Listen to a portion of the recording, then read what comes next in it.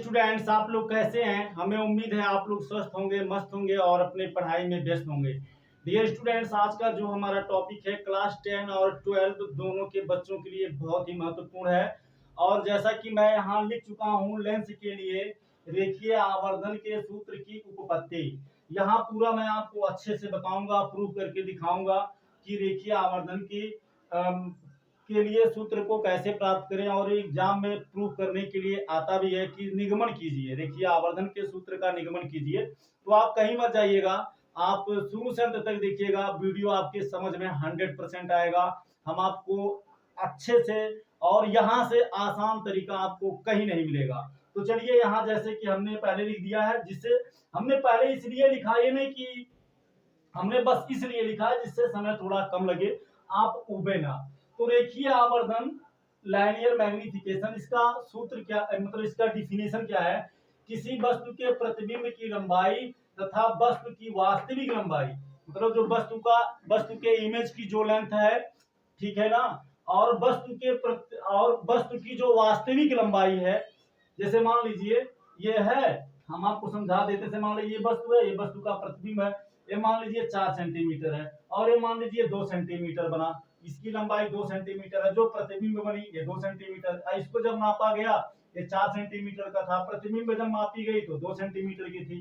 तो प्रतिबिंब की लंबाई मतलब 2, वस्तु की वास्तविक लंबाई का मतलब 4। तो 2 एकम 2, 2 दूनी 4 बराबर 1/2 बराबर 0.5 है ना, बराबर कितना आ गया 0.5। तो ये जो 0.5 आया, ये क्या है?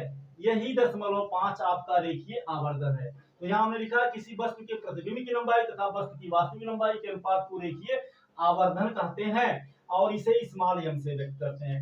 आई होप आप इसे समझ गए होंगे। ठीक है, चलिए अब यहाँ देखिए, यहाँ हमने एक उत्तल लेंस बनाया है और ये आपका f है, ये आपका 2f डिस्टेंस है, और यहाँ पॉइंट O पर कोई वस्तु रखी गई है O डैश।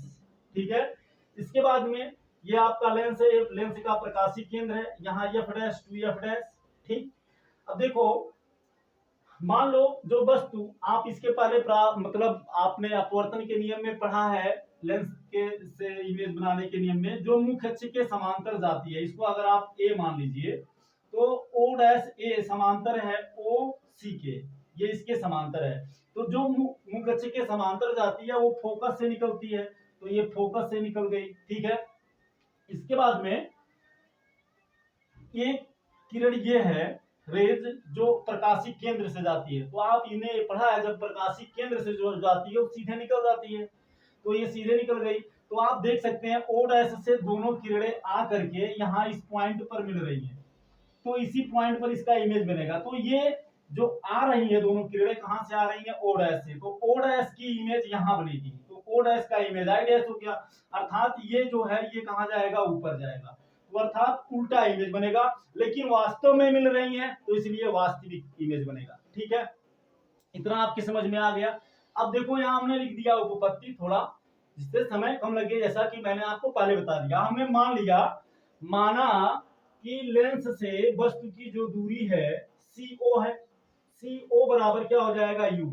अब देखो, लेंस से आपने ये ज्यामिति में आपने पढ़ा है कि ओरिजिन, मतलब ये जो जीरो होता है, जीरो के राइट में जाने पर प्लस और लेफ्ट में जाने पर माइनस चिन्ह लिया जाता है। तो जब इधर जाएगा तो माइनस चिन्ह लेंगे, तो ये हमारा माइनस हो गया। अब लेंस से, अब यहाँ मतलब ये जो जीरो के जगह पे प्रकाशिक केंद्र है, इसी को हम ओरिजिन पॉइंट मान सकते हैं या मानेंगे। तो अब यहाँ से ये प्रतिबिंब की दूरी क्या है? CI है। अब ये राइट साइड में है ओरिजिन पॉइंट या प्रकाशिक केंद्र C के राइट में है, तो इसलिए यहाँ हम इसको प्लस सिंबल के साथ लिख दिए। अच्छा, मैथ में आपने ये भी पढ़ा है ज्योमेट्री में कि ओरिजिन पॉइंट से ऊपर जाने, मुख्य अक्ष के ऊपर जाने पर प्लस, नीचे आने पर माइनस। तो ये O डैश ये हमारा प्रिंसिपल एक्सेस है, ठीक है ना, ये जो है, ठीक, ये हमारी मुख्य अक्ष है, जो मतलब दोनों फोकस को मिलाती है, प्रकाशिक केंद्र से होकर जाती है, मुख्य अक्ष कहलाती है। तो केंद्र से होकर जा रही है, दोनों फोकस को मिला रही है, तो इसके ऊपर है, तो इसको हमने क्या ले लिया? Plus H1। और ये जो है नीचे की ओर है I डैश, तो क्या हो गया? माइनस। ठीक है ना, माइनस, इसको हमने क्या मान लिया? इसको हमने मान लिया H2 माइनस H2 और ये हो गया हमारा, ये हमारा H1 हो गया प्लस। अब देखो इसकी उपपत्ति में हम इसको कैसे सॉल्व करते हैं, ठीक है ना।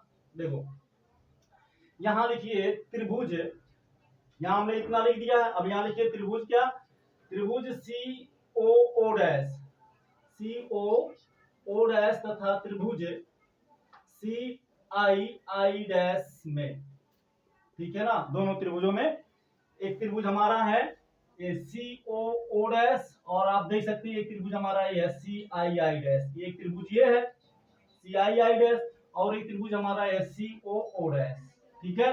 अब देखो इसमें क्या है, angle O dash CO, angle O dash CO बराबर होगा angle ICI dash, ICI dash, ठीक है ना। क्यों बराबर होगा, क्योंकि आपने ये पढ़ा है क्लास 8 से आप पढ़ते आ रहे हैं, 6, 7, 8 से ही। यदि दो रेखाएं एक दूसरे को काटती हैं तो उसके सम्मुख कोण यानी अपोजिट एंगल बराबर होते हैं। तो आप देख सकते हैं ये रेखा और ये प्रिंसिपल एक्सेस परस्पर एक दूसरे को काट रहे हैं तो ये इसका शीर्षाभिमुख कोण होगा, इसलिए बराबर होगा।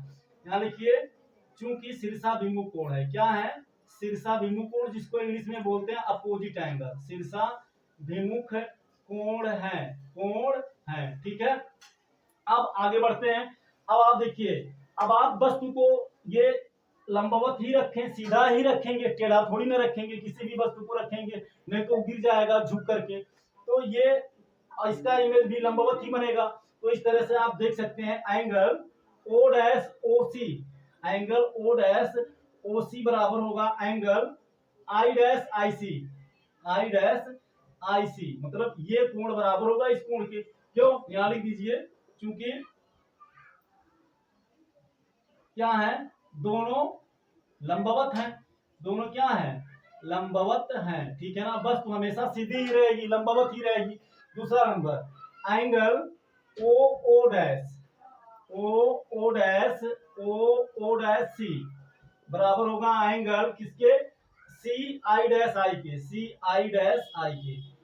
क्या होगा, एकांतर कोण। आप जानते हैं एकांतर कोण हमेशा Z बनाते हैं, एकांतर कोण हमेशा क्या बनाते हैं, इसको आप एक मानिए, ये आपका 2 हो गया, ये आपका क्या हो गया 3 हो। एकांतर कोण हमेशा Z बनाते हैं। आप देख लीजिए, ये देखिए ये Z बना रहा है, ऐसे आया ऐसे आया ऐसे आया, ये देखिए Z बन रहा है।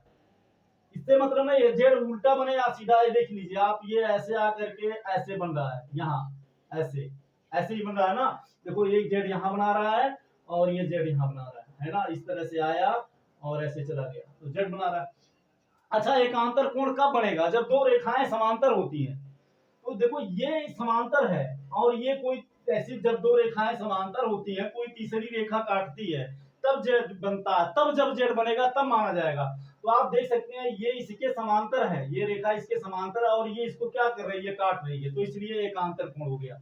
अब आप देख सकते हैं, यहाँ लिखिए from first second and third. आपने गणित में पढ़ा होगा, त्रिभुज में क्लास 10 में नहीं पढ़ा होगा तो हम उसका भी वीडियो बना देंगे। इसको बोलते हैं थेल्स प्रमेय या समरूपता प्रमेय।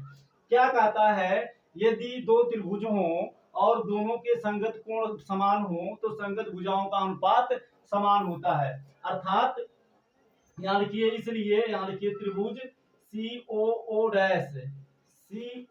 डैश समरूप होगा किसके, त्रिभुज CII डैश के। अर्थात ये त्रिभुज इस त्रिभुज के, ये त्रिभुज इस त्रिभुज के समरूप होगा। यहाँ लिखिए इसलिए थेल्स प्रमेय से या समरूपता प्रमेय से, थेल्स प्रमेय से। थेल्स प्रमेय क्या कहता है, ठीक है ना, थेल्स प्रमेय क्या कहता है, थेल्स प्रमेय कहता है यदि दो त्रिभुज सर्वांगसम, सॉरी देखिए सर्वांगसम समरूप में अंतर है। सर्वांगसम का मतलब होता है, जैसे हमने ये फॉर्म लिया और ये फॉर्म, इसको हमने मिलाया तो आप देख सकते हैं तर्जनी अंगुली तर्जनी पे बैठ गया, मध्यमा मध्यमा पे बैठ गया, अनामिका अनामिका पे, कनिष्ठिका कनिष्ठिका, अंगुष्ठा अंगुष्ठा पे, तो ये सर्वांगसम हो गया, ठीक है ना। अब समरूप का मतलब क्या होता है, समरूप का मतलब होता है के जैसा, समरूप का मतलब के जैसा। जैसे मान लीजिए ये एक त्रिभुज है, ये 30 अंश है, ये आपका 40 अंश है और ये आपका कितना है, ये आपका ये 40 अंश है, ये 30 अंश है और ये मान लीजिए आपका 110 अंश है। एक कोई कोण और है, थोड़ा और बड़ा है, ठीक है ना। ये आपका 40 अंश है, ये 30 अंश है, और ये कितना है, ये आपका 110 अंश है।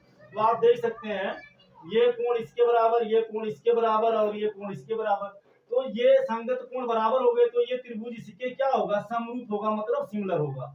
तो जब दो त्रिभुज समरूप होंगे तो थेस्फर मिलेगा। थेस्फर में क्या कहता है कि यदि दो त्रिभुज सर्वांग सम हो, सॉरी समरूप हो, तो संगत भुजाओं का अनुपात समान होता है। तो यहाँ लिखिए इसलिए आई आई डैश, तो आई आई डैश का समरूप कौन होगा, तो ये क्या है, लंब है, तो लंब वाला लेंगे, ये वाला आई आई डैश का समरूप क्या होगा, ओ ओ डैश बराबर होगा।